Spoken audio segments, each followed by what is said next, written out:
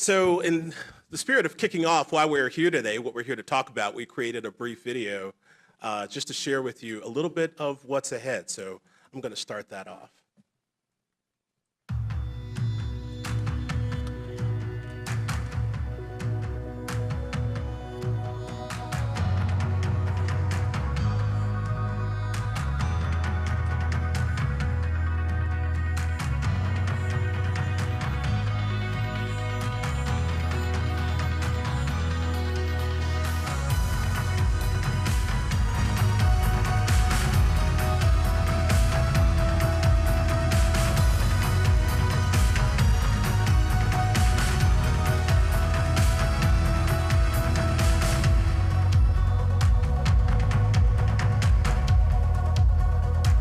Just a little taste of what's ahead, right? Some pretty exciting stuff. We haven't had this many contracts that I've seen going out in about the past 10 years since I've been here. And a lot of these changes, a lot of this exciting opportunities we have to talk to you about are due to leadership. And so I'd like to bring up to do our welcome and opening remarks, our executive director who is really making all this possible, Kevin Corporate.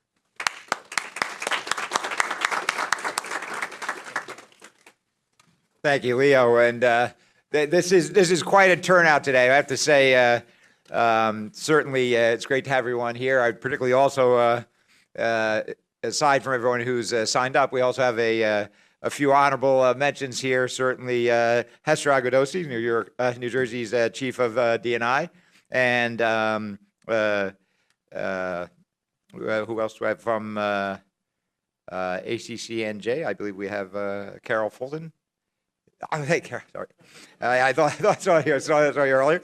But this is our first, it's my first year here, and since starting off with Leo, and there'll be other speakers coming up, including Eric DeLeo, who have really been looking at, one, we have a great opportunity since the days of ARC, when ARC was killed, that really put a real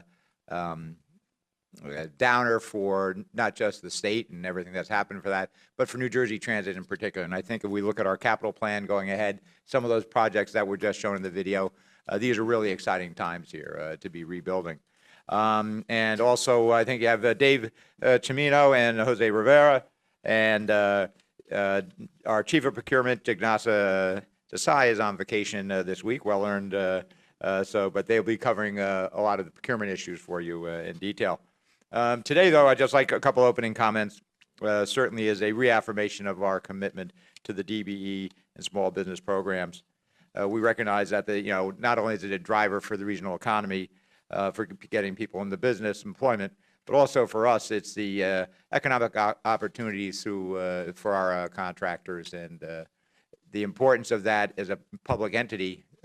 We have an obligation, obviously, but beyond that, it really is that for historically disadvantaged businesses, minority and women-owned businesses, and even a number of small businesses, to be able to compete and be part of the major contracts that are going around in the state, and certainly Jersey Transit. I think for those of us, I come from the construction background, and a lot of firms, one just even doing, Lenore and I were talking earlier, just even trying to do government work is such a hassle. So it's like, oh, do I really want to get in? And then when you start looking at the obstacles of getting in, it's a lot of good firms. They're just not, they just say, forget it, it's not worth it. And it really is important that we get as many firms participate, not just because it's the right thing to do, because we need it. We need good contractors out there. We need to really broaden the pool. It's good for business. Competition is good for us. We have a really great mix. I mean, this is a record crowd for us. It's been 10 years since we last had one of these here at Transit, and the sign-ups overflowing was, I think, a testimony both to the DBEs that are, we have some excellent DBEs. Many have been more subs than primes, although we have some good examples of ones that have been primes as well. But also for the major firms that are here. That is a great way for you to network and get together, and for those firms to really broaden their pool of talented subs. And that really helps build the base that we need, because as you can see, we have major projects coming down. And certainly the more qualified firms we have to choose from, is certainly good for us, and it's good all around for the economy. Certainly it has been for Governor Murphy, it has been an important priority, and for myself as well. I've seen the struggle, in my previous job, where whether it was on the A&E side or on the hard contracting side, to be able to get good firms. So as soon as I came in, I said, what are we going to do to really help the DBEs and small businesses? And Leo has been a great partner, and I think the team. So I think you really have some great stuff coming up today that will really give you some encouragement. And time is money, so we will make sure you take advantage of the networking here. As you didn't come here to hear a lot of speeches, you want to see how you can what work you can get, which is the way it should be. I would say, just looking back on this, it's my first year, but in 1 year, that it has been a focus for me. And I think, it's one thing to talk, just like any project. It's, it's more important that you deliver than what you do when you're selling, on the business development side. And I would say that certainly this last year, I think we've delivered on that pledge. For 2018, we did $165 million in FTA-funded contracts. And of that, 31 million contracts is awarded to DBE firms, which means an achievement of roughly 20% this year. So we certainly look forward to doing more going forward, but it's not just the percentage; it's more how big is the total pie, and that's we're part of growing the pie as well as growing the percentage. I think we certainly this is a good engagement event, but we look to having more as the work comes out and we move more. We're putting together an ambitious 5-year capital plan. We really haven't had one for years. I'm sure Eric will talk about that, what we're doing as far as the assessment, and then putting together one based on life cycle costs, that kind of really intelligent capital plan, and that's going to be presenting more opportunities as we go forward. So we'll have more events like this, I think. I think overall, we're looking at this year alone over $800 million in contracting opportunities. So, I think we have a great mix of people here today, and I think great mix of projects. So I hope you have a great day. It is my pleasure to be here and to support New Jersey Transit in this engagement where I came into the lobby and I thought I was early, but I saw a line of you all in the lobby waiting to get in here, and that is really what I've been going around and telling all of our departments, agencies, and authorities, that you all are ready, you're prepared, and all you want is the opportunity to have access to compete for these contracts. So the good news is that this is the beginning.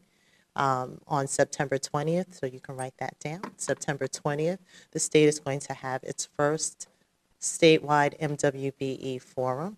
And it'll be an opportunity for you to be in the room with all of our representatives from the different state departments, agencies, authorities, and commissions.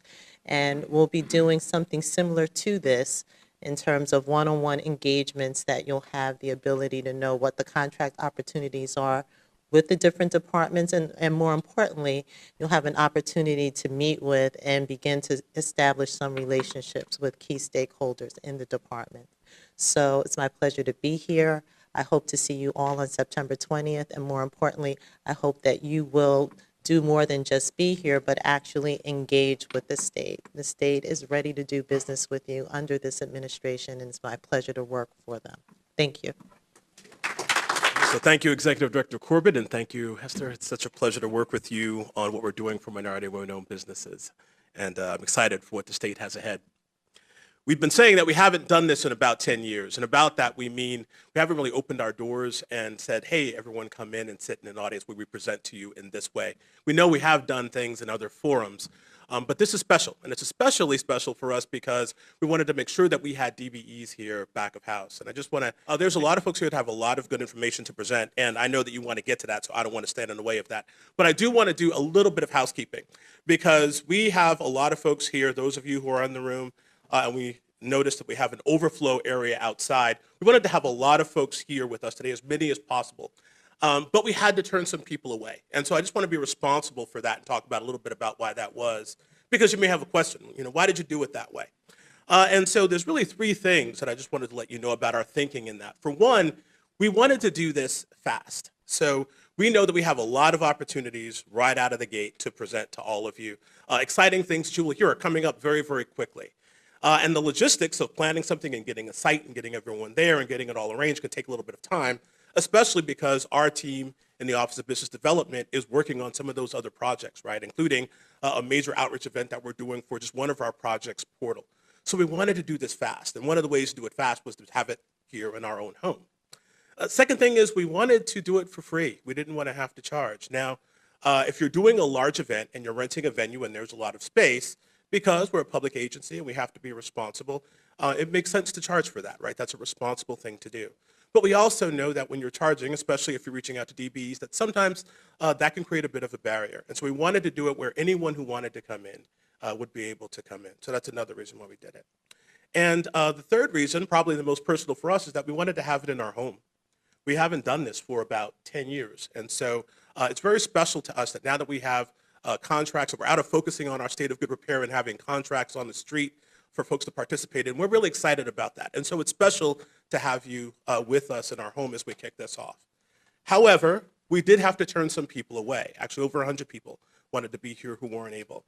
And so I want to acknowledge that we are taking care of that as well. So for one, this presentation is being recorded. So all of the panel speakers, all of the presentations will be recorded. That's going to be edited into a video, and we're going to push out that video to all of the registrants. So you will get it. Everyone who's on the wait list will get it. And some of those folks will be seeing me on this video, so you'll know I kept my promise. All right, we're also going to send out the entire slide deck presentation. So feel free to take notes. You actually have note cards on your seat to ask questions if you want to and get to our panel. We'll talk about that more in a bit. But just know that you're also going to get the entire presentation. And also, as we were testing this out, we wanted to see what the response was. Given the amount of response we have, it does make sense for us to do this in a larger venue. We know that we can fill a venue and do this perhaps in a larger, more structured way. We could actually have structured networking. So we are looking to do that, and we're going to push to do that before the end of the year in another venue. And when we do registration for that, we are going to have early registration for everyone who registered for this event. So whether you are here in this room or you're someone who registered but wasn't able to get here because you were on the wait list, know that you will have an opportunity to get to that event before we open it up to the rest of the public. So we are looking to be responsible and take care of everyone who wanted to be here with us today. Sorry, I'm looking for our PowerPoint. We're up. Thank you. Good morning. Happy to have you all here. I'd like to welcome you to New Jersey Transit today for this important event. Every seat is filled. There is an overflow outside. It looks like Christmas Eve Mass. And that's a good thing. It's a good thing for us. It's a good thing for you anytime that we have a vendor and contractor community that is this interested in bringing value to the great state of New Jersey. We recognize that we're lucky, and we're very happy to have you here. So I'm happy to speak with you today, briefly talk to you a bit about our procurement operation. Our goal is to bring value to the state of New Jersey through cost-effective contracts, smooth project rollouts, and sound procurements against defined need. We procure all manner of things, commodities, professional services, construction projects, all in support of every operational facet of our agency. We partner not only with the vendor and contracting community, you folks, we also partner internally with each operational group. Our goal internally is to make sure we work together to compliantly deliver our projects. I don't want to put too fine a point on it, but New Jersey Transit is universally committed to identifying and promoting opportunities for DBE firms. Every one of us is united in that effort. So to that end, we invite you to do business with New Jersey Transit, and that's why you're all here today. The corresponding URL, and this will be made available to you, is on our website. It contains links to upcoming projects, notice of awards, our code of ethics, which you would ostensibly have to sign on to, and probably most importantly, pertinent business contacts, people that you want to reach out directly when you're deciding whether or not you want to go after a particular piece of work. The Procurement Department is very excited about new legislation, recent passage that gives New Jersey Transit the authority to, among other things, conduct cooperative purchasing and to purchase through federal supply schedules. Both of those things were not previous options for us. We're very excited to have that now. This has led to new transformative draft regulations. It's going to do a couple things for us. It's going to save the state time, it's going to and money. But perhaps more importantly, it's going to allow New Jersey Transit to be more agile. We're trying to get ourselves in a position where we can provide better speed to market for folks like you, and improve our overall procurement turnaround times. This URL, again, this will be made available to you. It will lead you to our procurement calendar. In there, you can find current and upcoming projects. We're trying to make it so you can project the work that you're interested in going forward, and then, put your business development and proposal activities and plan them accordingly.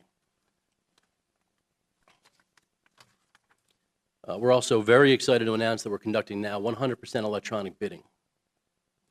We're using a tool called Bid Express. This is being done both in an effort to reduce paper waste and lost FedEx packages and sunk dollars. But really, we're trying to digitize and streamline our processes and ultimately save the vendor contracting community some money. To that end, it is completely free to register for Bid Express. We can certainly provide you with the links to do so. Fees will only apply if you decide to bid on work. You could either do $50 a month for unlimited bidding throughout the course of the month, or $35 to pay as you go. And either way, it's less money than usual FedEx costs. So, Good morning, everyone, and thanks for the introduction, Lisa Marie. I and my staff and the other project managers in capital planning and programs and in our infrastructure engineering department work with Lisa Marie and her staff, also David and his staff, and Kerry Donovan and his construction management staff to deliver the projects that I will highlight today. I'm pleased to be here with you today to highlight some 32 projects or programs and upcoming contracting opportunities, and discuss with you how New Jersey Transit is continuing to move forward. Let me begin by walking you through the strategy behind our capital program investments. You will see here how we focus on particular areas in which we are investing capital dollars. State of good repair is a priority at New Jersey Transit and is the first measure of effectiveness for our customers. We're investing in new bus and rail rolling stock equipment, upgrades to the facilities that will maintain that new equipment, improvements to our transit stations and tracks, building a major bridge project, and enhancements in technology. Planning ahead, our expansion investments include the Lackawanna Cutoff Project and the westward extension of rail service. Under my area, the Resilience Program, we are contracting work to repair and protect substations and facilities, as well as working on initiatives to protect our assets from future weather events. Finally, there are task order contracts, our on-call workforce. The following slides will feature projects and the advertisement dates anticipated for design, construction management, and construction. Note that the dollar values shown are the approximate total project budgets. Under our first category, state of good repair of our rail infrastructure, we have projects at our New Brunswick station, located on the Northeast Corridor. Several initiatives have already been completed to improve the function of this station. The upcoming improvement work at New Brunswick includes replacement of the existing elevator located inside the station. Our Perth Amboy station is on the North Jersey coastline and is listed on the state and national registers of historic places. This project scope includes construction of high-level platforms, improvements to the existing station buildings, rehab of the existing pedestrian overpass, parking, landscaping, lighting improvements, and installation of new communications and security systems. 4 elevators are also proposed to complete ADA access. We expect to advertise for construction management in the fourth quarter of 2019 and for the construction work in the first quarter of 2020. And DBE opportunities can include masonry construction, cast-in-place concrete, site work, and formwork. At the other end of the spectrum is another ADA-driven project at Princeton Junction. DBE opportunities here could include cast-in-place concrete, installation of reinforcing steel, and formwork. The $7 million Roosevelt Avenue Bridge project includes new decking and structural work. DBE opportunities here could include electrical conduit work, site work, bridge painting, and asphalt paving. Our Lyndhurst Station project involves the design and construction of new high-level platforms and an enclosure. Look for advertisement for construction management in the fourth quarter of 2019 and construction in the first quarter of 2020. DBE opportunities here can include water and sewer system work, masonry, electrical work, glazing, installation, and site work. The intent of our Leland Avenue Bridge project is to increase the vertical clearance of this undergrade structure. We anticipate advertising for construction of this $8 million project in the first quarter of 2020. DBE opportunities here can include site work, bridge painting, cast-in-place concrete, electrical conduit, and structural steel installation. The Woodridge Maintenance of Way project involves the design and construction of a new facility in northern New Jersey. At this early stage of the project, we expect to issue a request for proposals for design services during the first quarter of 2020. DBE opportunities here could include engineering, architecture, communication systems, electrical work, and roadway construction. Next project, Portal Bridge, is a critical but aging railroad bridge in which many of us are painfully aware at times gets stuck in the open position, significantly delaying passenger rail service. This billion-dollar replacement to be constructed under the Portal Bridge North project is long overdue. Early work activities have been completed, and currently a grant application is under review to secure construction funds for this contract, which, if successful, may be advertised in the second quarter of 2020. Potential DBE opportunities include cast-in-place concrete, electrical conduit, roadway construction, and ornamental metalwork. Fueling facility upgrades at both Raritan and Port Morris yards will be undertaken to enhance environmental protection. Advertisements for construction of these two projects are anticipated in the second and third quarters of 2020, respectively. DBE opportunities can include excavation work, form work, reinforcing steel, and cast-in-place concrete.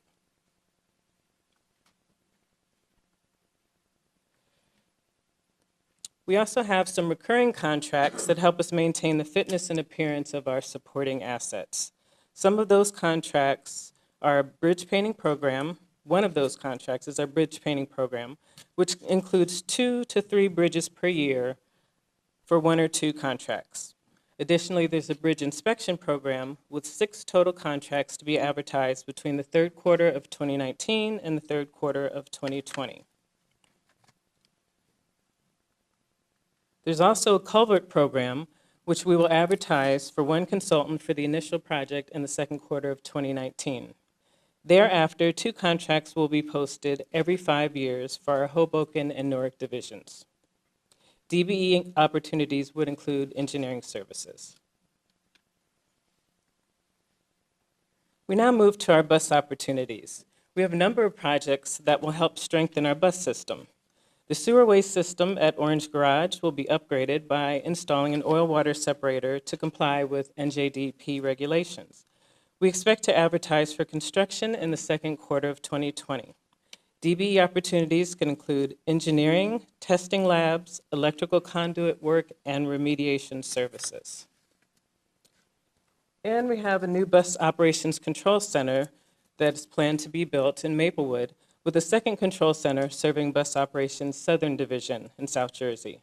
The construction contract for this $8 million project is anticipated to be advertised in the second quarter of 2019.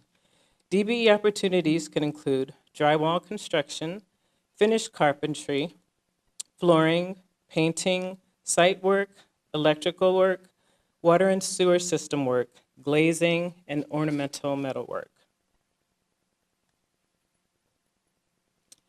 At our Walter Rand Transportation Center, we are maintaining this important intermodal facility with needed repairs to the parking deck. DBE opportunities could include roofing, site work, cast-in-place concrete, and drainage work. State of good repair work also includes projects that improve facilities where our equipment is serviced and maintained. Improvements to our Market Street garage, bus garage, include the installation of new mechanical, electrical, and structural systems. This 100-year-old main storage structure will also be upgraded to meet current code and ADA standards. With a total budget of approximately $30 million, look for this project to be advertised for construction in the second quarter of 2019. DBE opportunities include HVAC work, electrical, cast-in-place concrete, water and sewer systems, site work, and painting.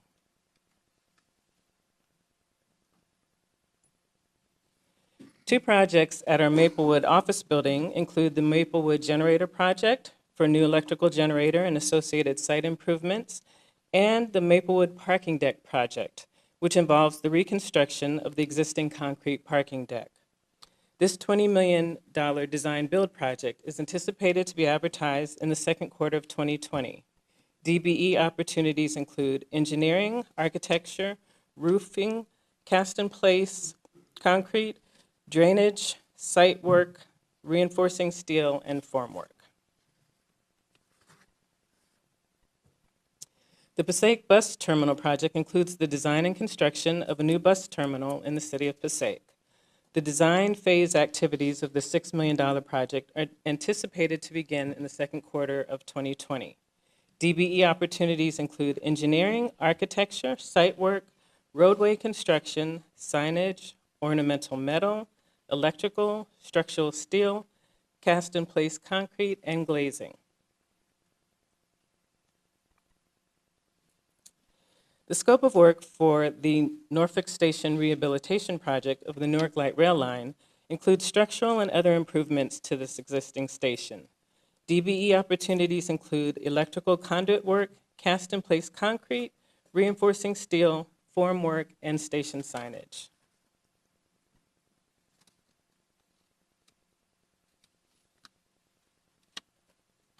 The Northern Bus Garage project includes the design and construction of a new bus maintenance facility at a to-be-determined location in northern New Jersey.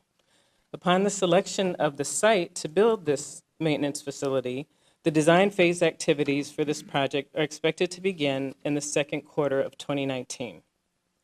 DBE opportunities include engineering, architecture, site work, roadway construction, signage, ornamental metal, electrical, structural steel, cast-in-place concrete, and glazing.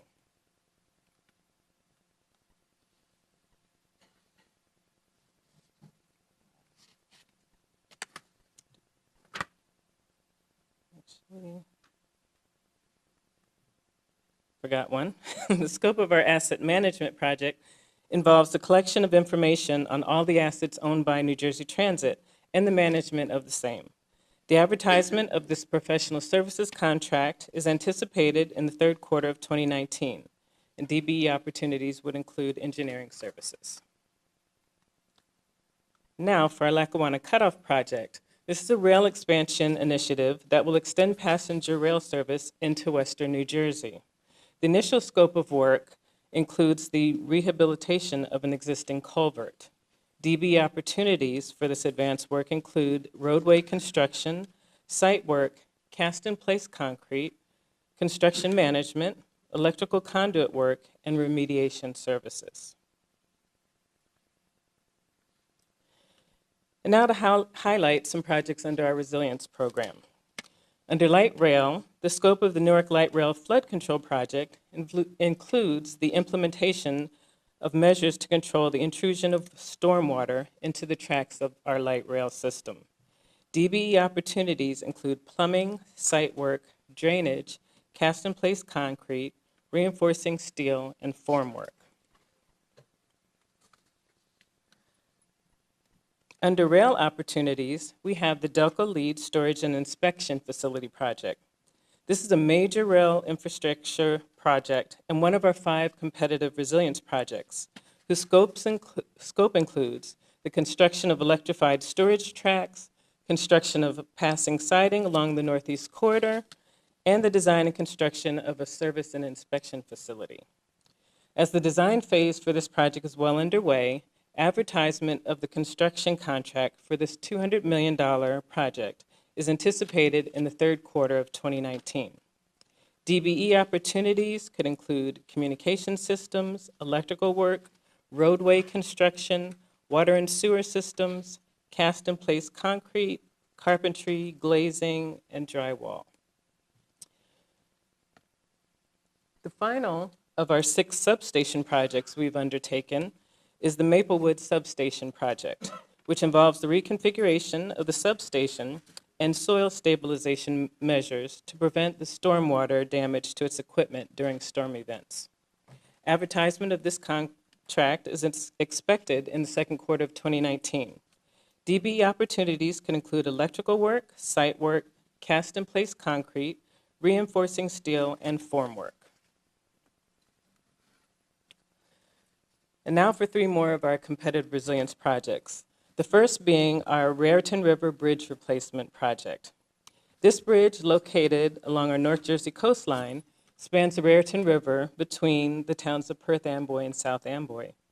The scope of the Raritan River Bridge Replacement Project includes replacing this movable bridge with a new lift span structure designed and built to better withstand ocean surge and wave action during future storm events. The design phase is largely complete. However, the construction work will be divided into 3 separate contracts, with the advertisement of the first of the construction of the approach spans and the substructures, which is anticipated in the 3rd quarter of 2019. The advertisements of the 2nd and 3rd contracts will be determined at a later date. DBE opportunities include cast-in-place concrete, electrical conduit, site work, bridge painting, reinforcing steel, formwork, and demolition of the existing structure. The next project up is Long Slip Fill and Rail Enhancement Project, which includes 2 major construction contracts. The first is for the filling of the canal, which was a former ferry barge slip located adjacent to our Hoboken terminal and yard, to an elevation above the FEMA flood elevation. The second contract entails the construction of 6 tracks, serving 3 high-level platforms, and the construction of a new rail passenger/crew facility. The advertisement of the first contract is anticipated in the 2nd quarter of 2019, with the advertisement of the second construction contract in the 3rd quarter of 2020. DBE opportunities include drainage work, cast-in-place concrete, reinforcing steel, formwork, electrical conduits, station signage, lighting, structural steelwork, and ornamental metalwork.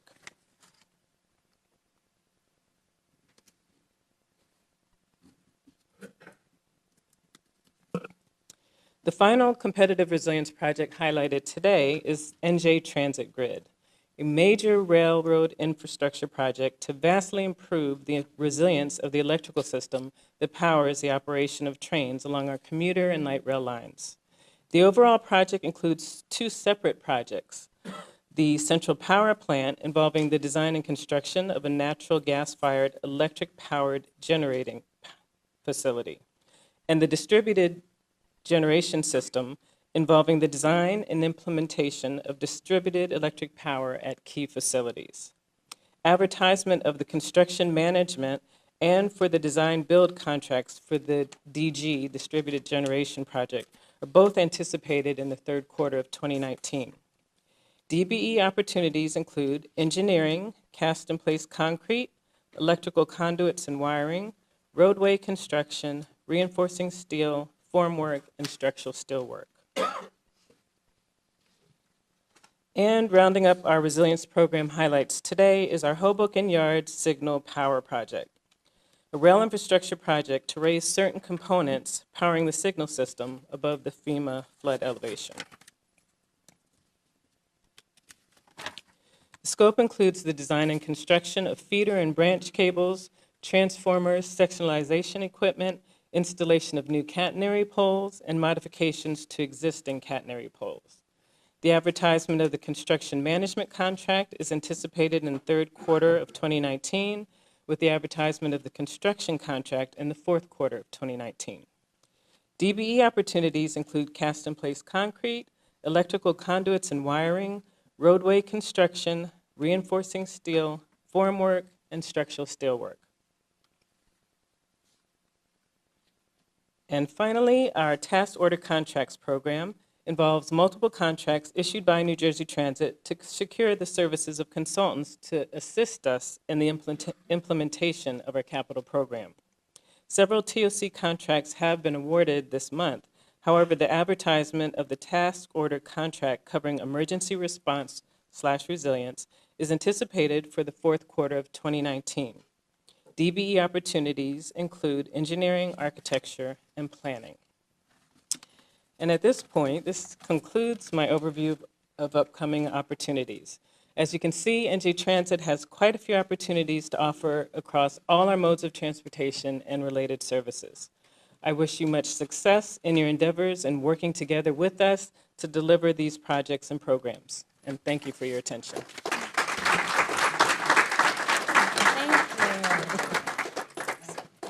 So the next presentation you'll hear today is from Melissa Camposano from the Office of Business Development. Melissa, presenting on the keys to DBE participation. Okay, good morning, everyone. Good morning. Thank you, Lisa Marie, for that great introduction. So I am with the Office of Business Development. We administer New Jersey Transit's Disadvantaged Business Enterprise Program, also known as the DBE program, as well as the Small Business Enterprise Program, as known as the SBE program. Our primary focus today will be the DBE program as today's session pertains to New Jersey Transit's federal contracts. Okay, and just wanted to give you a little bit of information on our role here in the Office of Business Development. In addition to administering the DBE program, we establish DBE goals, we monitor and enforce the DBE requirements of the contract in accordance with federal regulations. We ensure participation of DBE firms on contracting opportunities. We assist with navigating DBE directories to help primes successfully identify firms to meet the contract goals. We help you with resolving your payment issues and also continuous technical guidance on, again, any required forms, the do's and don'ts of the contract, and any other issues that you may face. But further, wanted to really emphasize, we are your business partners. Okay, I'm very excited to present to you today because today's program has been strategically designed to inform the contracting community about New Jersey Transit opportunities and how to successfully do business with New Jersey Transit. Okay, it's not going to change here. All right, so far you've heard great information from Procurement's David Chimino about how to do business with New Jersey Transit and Capital Planning and Programs, Lenora Isaac, on the upcoming opportunities available for DBEs. So now I want to connect how these opportunities in these upcoming projects, connect those to New Jersey Transit's DBE program and show small, women, minority, and disadvantaged businesses how to prepare for them and truly turn them into opportunities. Okay? And then primes will also learn how to successfully identify DBE firms to build their teams. Today's agenda, we're going to be discussing what is a DBE and DBE certification, project goals, just so that you can gain a better understanding of how we set them and why we set them.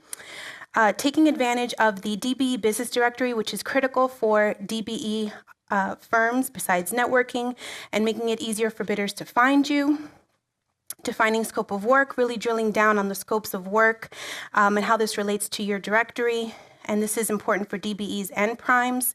And then ending with best practices for DBE firms and primes as well.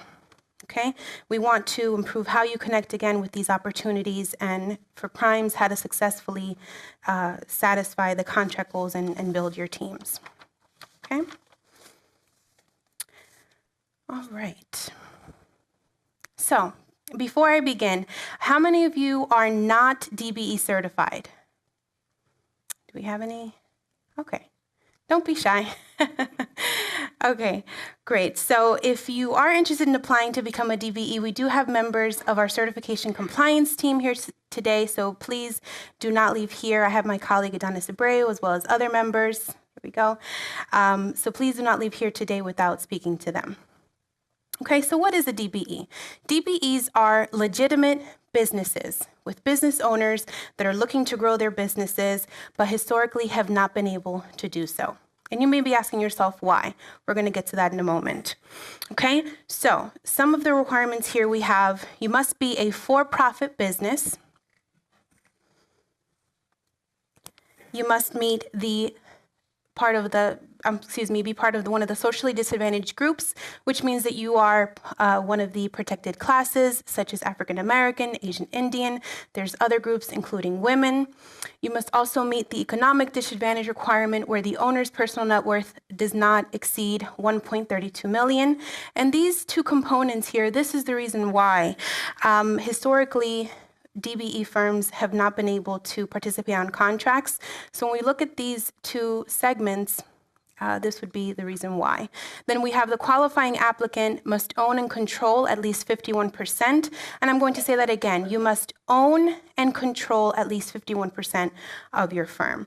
These are minimum requirements. As you begin the application process, you will be given additional information and guidance throughout the process. But what I want to really emphasize here is that New Jersey Transit is looking to certify ready, willing, and able businesses that are highly qualified.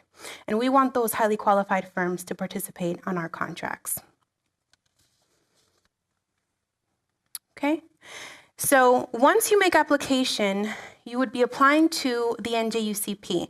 That stands for, some of you may have heard of that before, the New Jersey Unified Certification Program. Okay? And who makes up this NJUCP? These three partnering agencies. So us, New Jersey Transit, New Jersey Department of Transportation, and then the Port Authority of New York and New Jersey. And the great thing about it is that once you are certified with one of these agencies, you're certified with all three, okay? And then further, once you are certified, you're able to participate on contracts with all three agencies, okay? This is the business directory here. That's the website that you see here listed.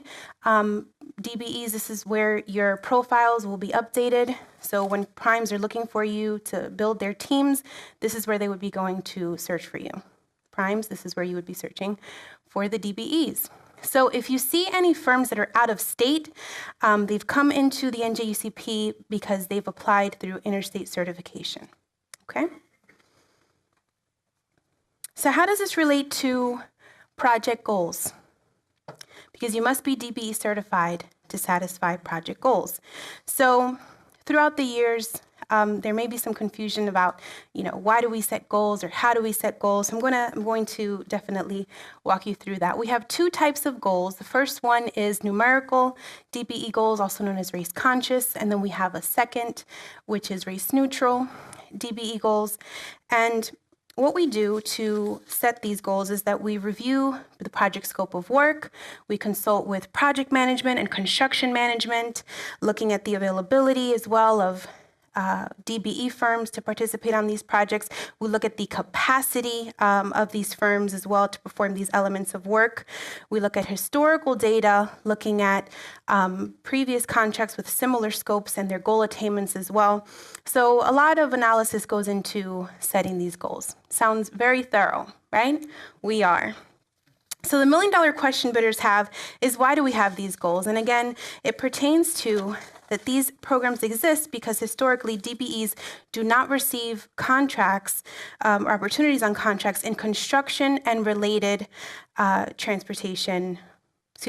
and transportation related industries.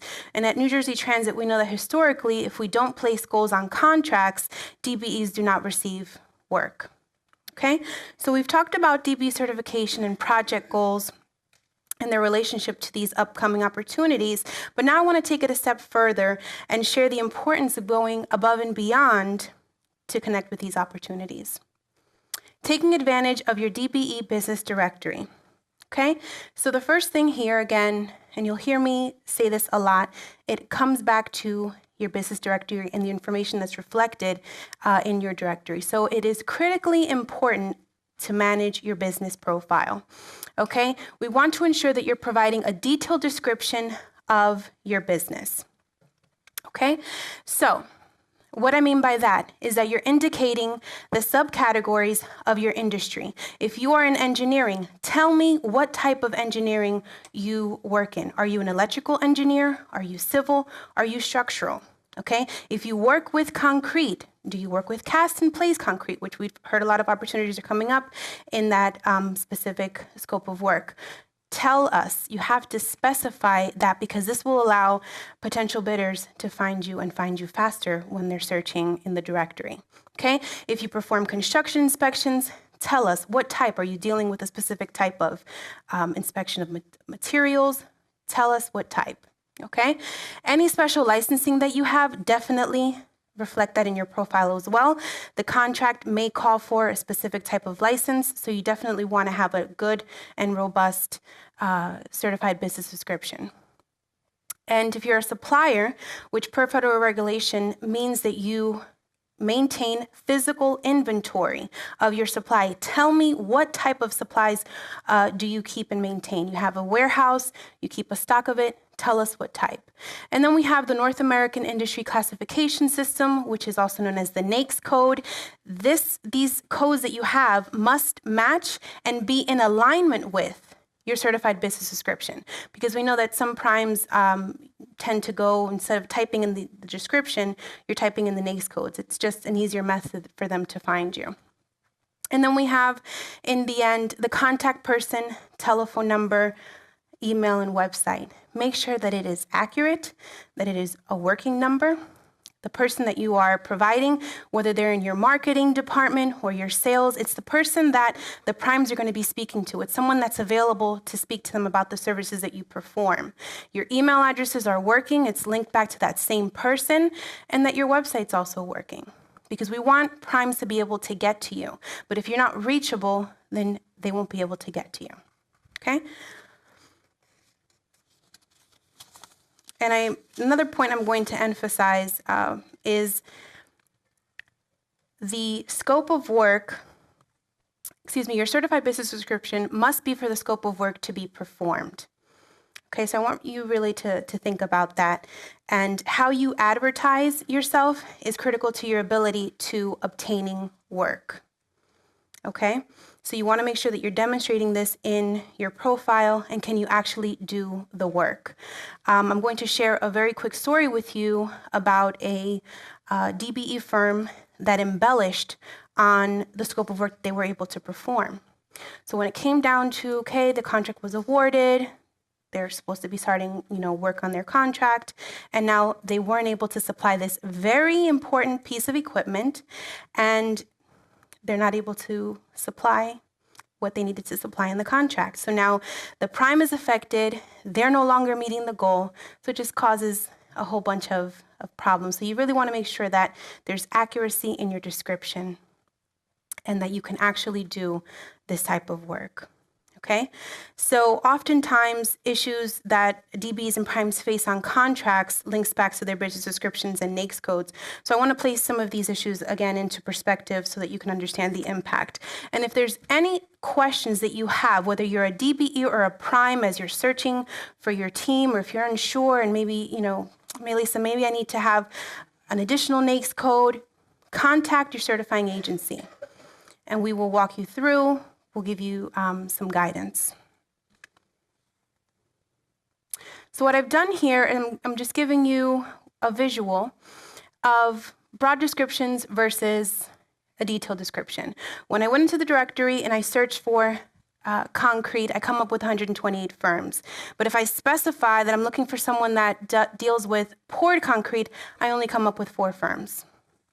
Okay, electrical, 146 firms, but when I search conduit, I come up with 5. The point here is that some of you are not being counted in the detailed description. So your homework today, when you leave here, is to go into your business profile and ensure that you have a detailed description and you have the NAICS codes to match up with that. And then there's other examples that I provided here as well. And this is the second visual for you to see. And I want you to just focus in on the certification information and the commodity codes. It's not so much about the quantity of the codes, but if we look at, this is a construction contractor who performs framing work and masonry, and they have the coding that matches up. So everything is in alignment, and that's what you want your profile to look like. Okay, and primes, as you're searching for your teams and you're in contact with DBE firms, this is also what you should be paying attention to.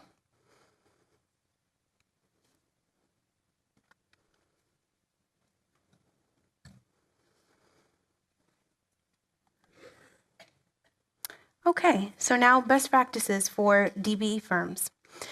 So again, we're checking and updating our business profiles. You're reading your emails from New Jersey Transit and the Office of Business Development, and there's other certifying agencies as well. We do e-blast for upcoming opportunities if we feel that this project would be lending itself to DBE participation.